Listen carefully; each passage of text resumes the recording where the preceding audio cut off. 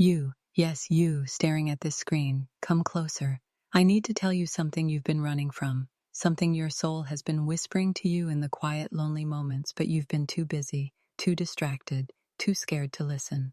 2024 is almost over, and you know what you've been doing? You've been building a museum of your pain. You've taken every heartbreak, every failure, every no, every betrayal, and you've put them in glass cases. You polish them every single day. You give them your energy, your tears, your precious time. And for what?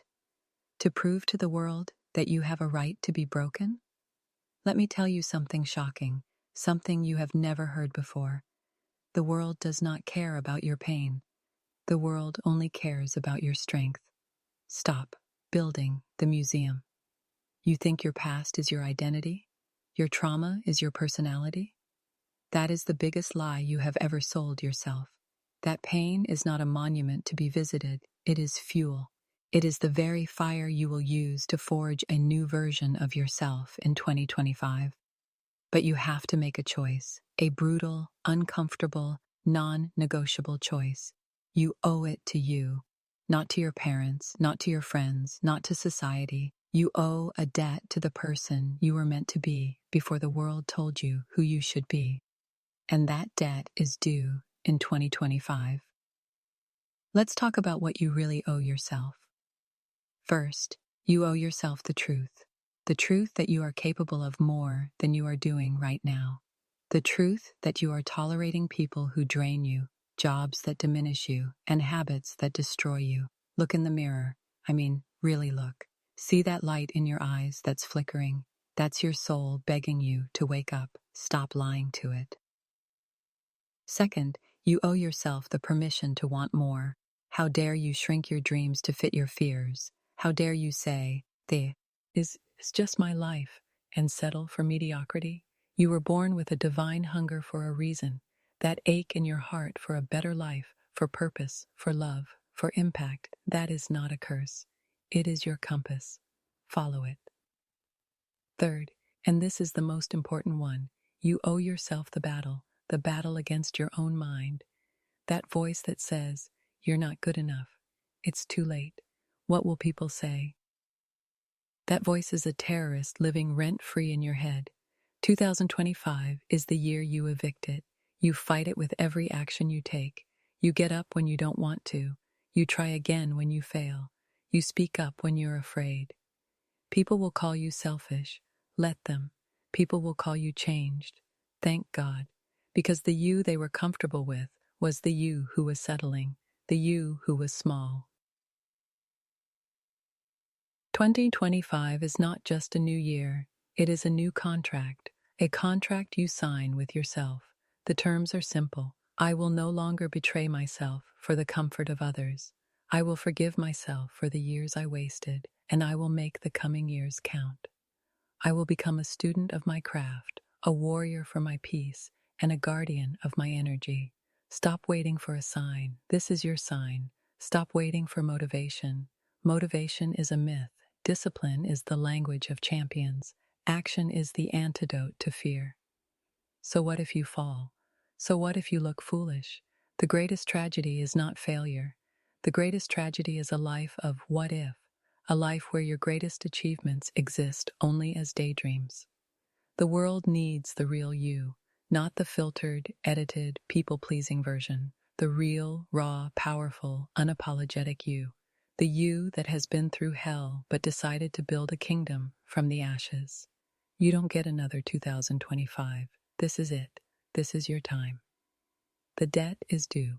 You owe it to the child you once were, who dreamed impossible dreams.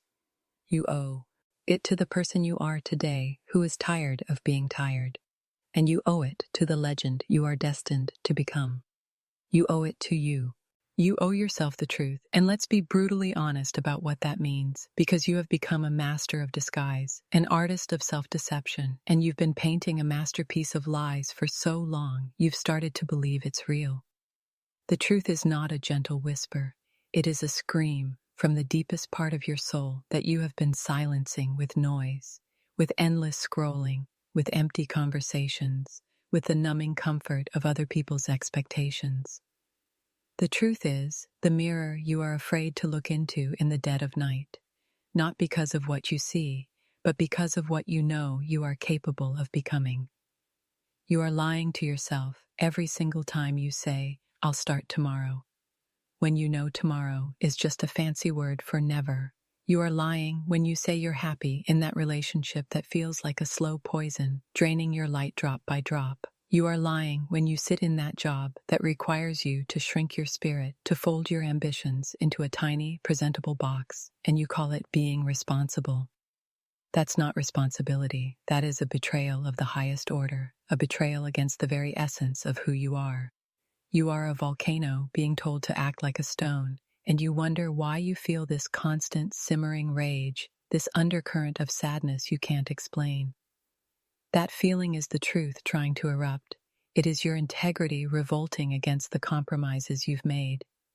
Stop asking why you're unhappy when you have signed a peace treaty with everything that makes you miserable. The truth is, you are terrified, terrified of your own power, terrified that if you actually try, you might still fail, so it feels safer to never try at all. It feels safer to be a victim of circumstance than the architect of your own destiny, because then, if it collapses, you have someone else to blame. That is the ugliest truth of all. You have chosen the comfort of your chains over the terrifying freedom of the unknown. But those chains, my dear, you put on yourself, and that means you have the key. The key is to finally admit that you are not a passive participant in this life. You are its active creator. Every time you choose to stay where you are not valued, you are creating a life of quiet resentment. Every time you swallow your words to keep the peace, you are creating a war within yourself. The truth is the foundation upon which everything else is built, and right now, you're trying to build a skyscraper on a foundation of quicksand. It's time to dig. It's time to get your hands dirty with the gritty, uncomfortable, painful reality of who you are, what you've accepted, and what you truly deserve. The truth will feel like a wound being reopened, but only so it can be cleaned properly this time, so it can finally heal the right way.